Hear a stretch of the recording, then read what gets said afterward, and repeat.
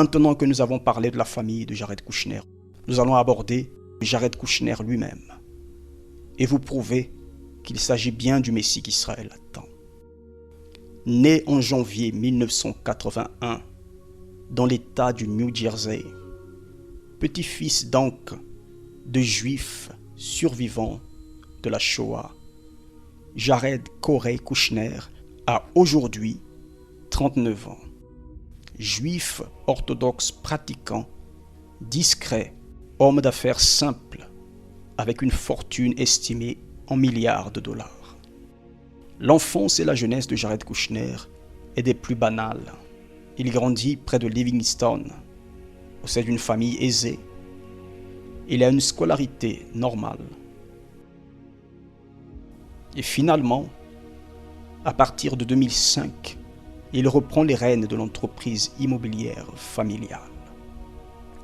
La même année, il rencontre Ivanka Trump, celle qui aujourd'hui est son épouse.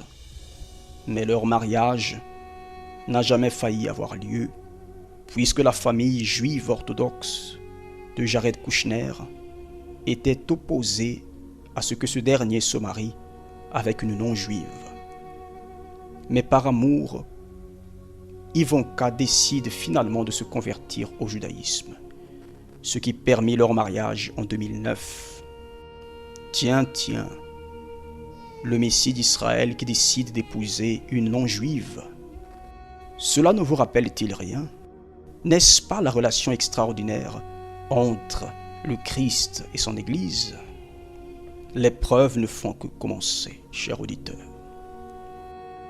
Ayant donc repris la tête de l'entreprise familiale, Jared Kushner décide de tout vendre et de faire son premier achat, son premier investissement immobilier. Il acquiert en 2007 le bâtiment le plus cher de l'histoire des États-Unis pour un montant d'1,8 milliard de dollars. Du jamais vu.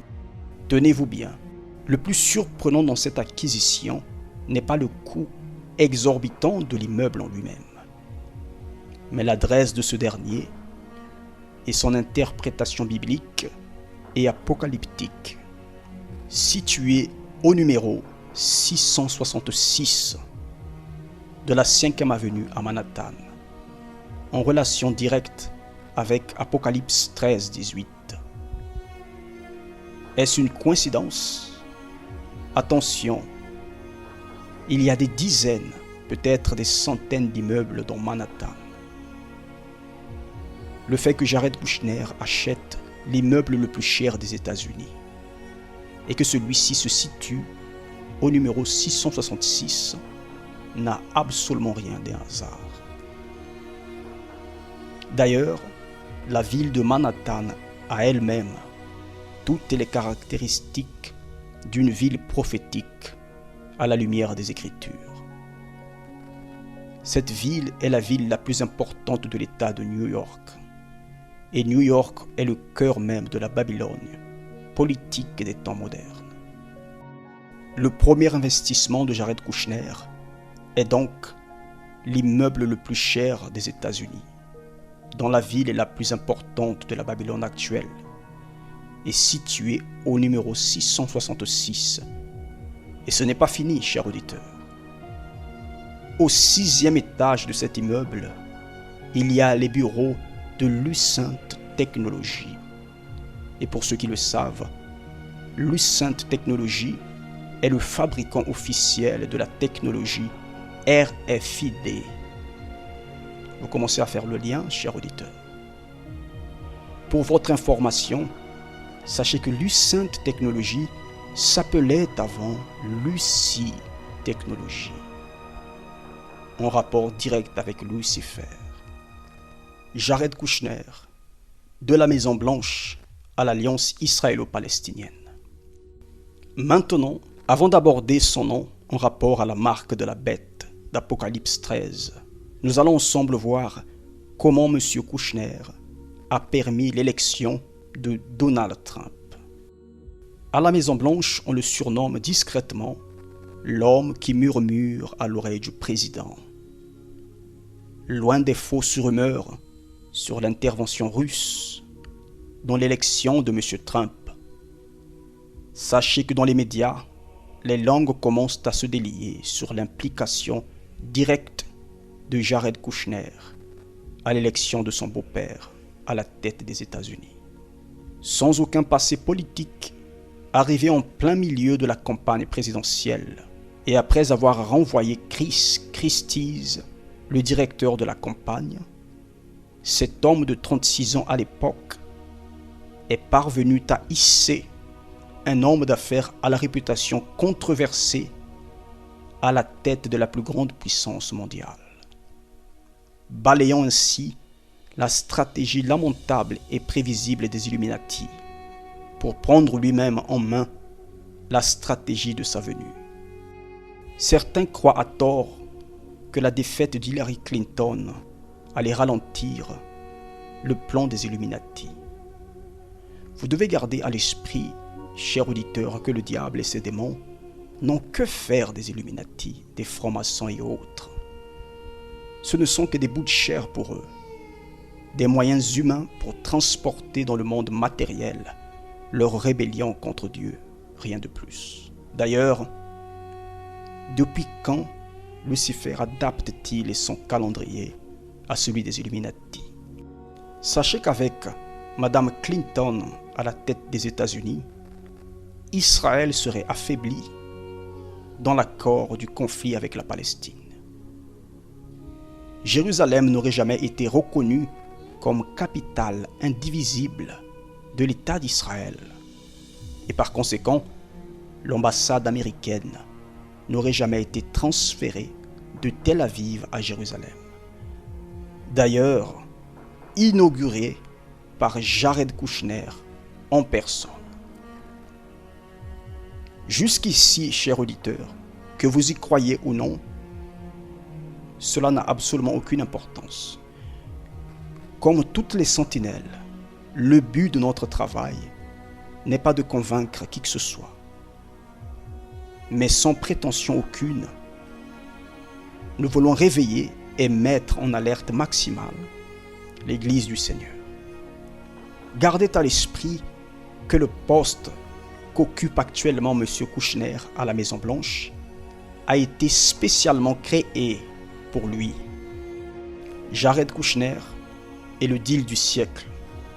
En mémoire, chers auditeurs, il y a déjà eu des conférences et des pourparlers sur la situation israélo-palestinienne et sur le conflit au Moyen-Orient. Mais jamais la mise en scène n'a été aussi prophétique que celle de M. Kushner. Remarquez cette estrade noire en forme de saphir placée au centre de la salle de conférence, comme s'il s'agissait d'une élévation, d'un couronnement. Tiens, une estrade en forme de saphir. Le saphir ne vous rappelle-t-il rien, cher auditeur? Cette pierre est le symbole de la tribu de Dan sur le pectoral du souverain sacrificateur à l'époque du sacerdoce et du temple. Juste un clin d'œil. Le nom du deal du siècle, de qui vient-il? En réalité, ce nom est prophétique. Il faut être aveugle pour ne pas le voir. Tous mes frères eschatologues et tous les chrétiens qui attendent l'avènement du Seigneur sont tous d'accord pour dire que ce siècle ne s'achèvera pas avant que le Seigneur Jésus ne soit déjà de retour. Alors si cet accord est le deal du siècle, alors il s'agit bien de l'alliance prédite par le prophète Daniel en Daniel 9, 27. Mais sincèrement, chers auditeurs, croyez-vous que M. Trump soit lui-même l'élaborateur de ce projet du deal du siècle? Mais si le président des États-Unis n'est pas lui-même l'auteur de ce projet, qui en est donc l'auteur? D'où vient cette proposition d'accord en vue de la paix au Moyen-Orient? D'ailleurs, pourquoi ce n'est pas Marc Pompeo, ministre des Affaires étrangères, qui logiquement devait s'occuper de ce dossier? Or, les prises de parole et les apparitions de M. Pompeo sur ce dossier sont très, très rares. Comment et pourquoi M. Kouchner, qui n'a aucun lien avec le ministère des Affaires étrangères, est-il le précurseur de ce deal du siècle? La vérité est que ce deal est né dans les bureaux du 666 de la 5e avenue à Manhattan, au siège actuel de l'Antichrist. Ce deal est bien un accord et une alliance avec plusieurs comme prédit par le prophète Daniel. Voyez autour de M. Kouchner des milliardaires saoudiens, des hommes d'affaires du monde entier, des hommes de pouvoir qui l'entourent. Il n'y a autour de lui que des poids lourds politiques, économiques du monde entier. M. Kouchner, membre discret de la plus grande administration politique du monde. L'Antichrist, cher auditeur, se hisse peu à peu vers sa destinée. Pour l'instant, il se tient en retrait. Il est là, derrière, tapi dans l'ombre. Il attend son heure, comme cela avait été prédit en Daniel chapitre 11, verset 21. Certains se disent, et certains diront, mais les Palestiniens ont rejeté avec force le deal du siècle de M. Kouchner. Non, cher auditeur, ouvrez vos yeux. L'Antichrist n'a pas échoué. L'alliance sera bien signée après l'enlèvement de l'Église. Nous allons maintenant aborder le nom de Jared Kouchner en relation avec la marque de la bête, le 666, tellement connu. Rappelez-vous, cher auditeur, que la première acquisition de Jared Kouchner fut donc l'immeuble le plus cher des États-Unis, situé au numéro 666 de la 5e avenue, dans la cité aux plusieurs collines, c'est-à-dire Manhattan. Avec ce qui suit maintenant, le peu de doute qui vous restait sera balayé. Prenons ensemble le livre de l'Apocalypse, au chapitre 13, au verset 18. Ici est la sagesse, que celui qui a des intelligences compte le nombre de la bête, car c'est un nombre d'hommes. Son nombre est 666. Cher auditeur, ici le Saint-Livre, c'est-à-dire la Bible, nous encourage simplement à user de notre intelligence et à compter, c'est-à-dire à calculer le plus simplement possible le nom de la bête, l'Antichrist, pour obtenir le nombre de son nom, qui est donc le 666.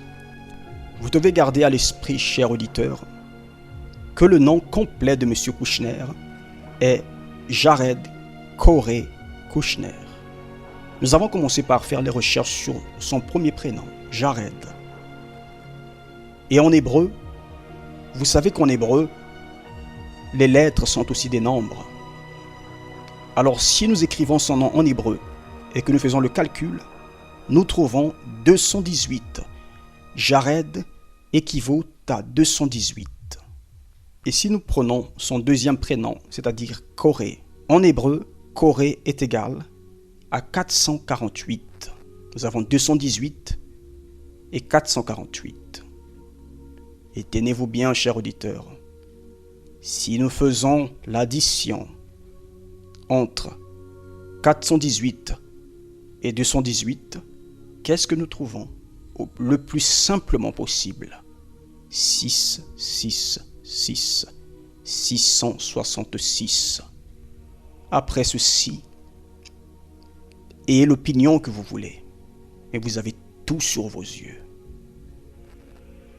Mais qu'en est-il alors du nom Kouchner?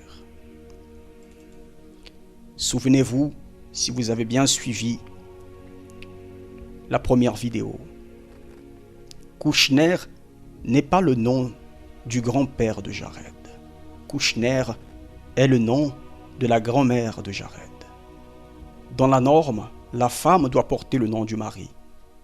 Mais Joseph, le grand-père de Jared Kouchner, décida de prendre le nom de sa femme. Ainsi, Jared Kouchner n'a aucun lien avec le nom Kouchner.